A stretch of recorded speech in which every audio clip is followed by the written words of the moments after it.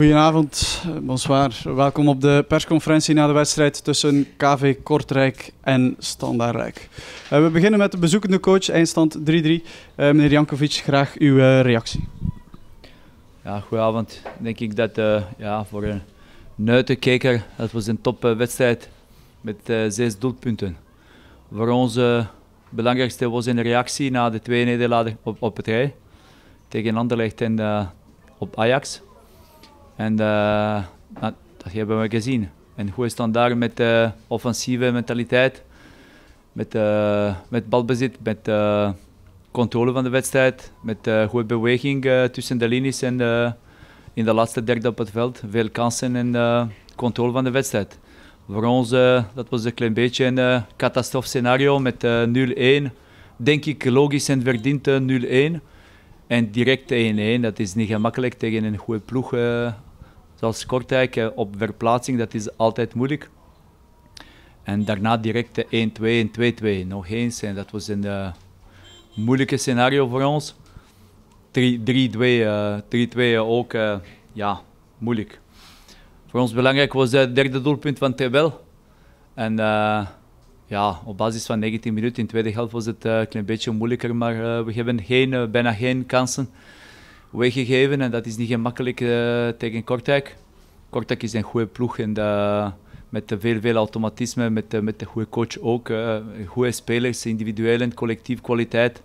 Dat is nooit gemakkelijk om hier te spelen. En ze spelen met veel vertrouwen thuis en ze hebben veel goede match gespeeld dit jaar, dit seizoen. Voor ons, ik ben niet tevreden met het resultaat. Ik kan tevreden zijn met de mentaliteit en de reactie. En dat is op het einde een goed punt voor ons. 3 doelpunten tegen, dat is te veel. Maar nog geen stilstaande fase, moeten we werken.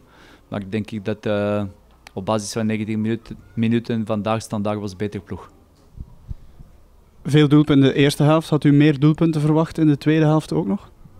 Ik denk niet over de doelpunten. De manier van spelen was, Standaard heeft de wedstrijd gecontroleerd.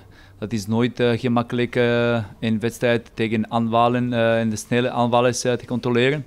En Sadi met de snelheid en de goede transformatie, de goede conversie, dat is altijd gevaarlijk. En zoals in de eerste helft hebben we gezien, 1 of 2 moeilijke momenten. En voor Kortrijk dat is genoeg op te scoren. Tweede helft, een beetje minder tempo en alles, maar misschien een klein beetje moeilijkheid met de stilstaande fase, verdedigingsstilstaande fases, maar in 45 minuten denk ik dat we hebben geen kans weggegeven tegen Kortrijk, dat is niet gemakkelijk. Alexander Jankovic, dank u wel voor uw reactie. En dan gaan we naar onze sportief directeur, notre directeur sportif Karim Bellossine. Quel match spectaculaire. Tu es content avec les résultats ou pas?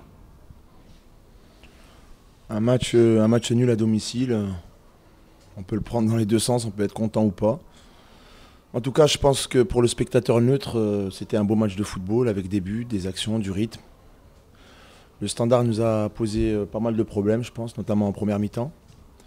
Si je dois pointer les points positifs, je dois dire que malgré qu'on prenne ce but assez tôt dans la partie, on a su revenir et là on touche un point important, c'est que KVK a toujours cette mentalité, cette envie de revenir, cette envie de ne pas se laisser bousculer.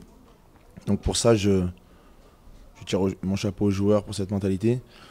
Si je dois parler de points négatifs, prendre 3 buts à domicile, c'est jamais agréable, et surtout quand on en a parlé avant, quand c'est des choses qu'on a vues. Mais bon, je pense tout de même qu'on a joué contre une très bonne équipe du Standard, bien organisée, avec un coach qui a su nous poser des problèmes.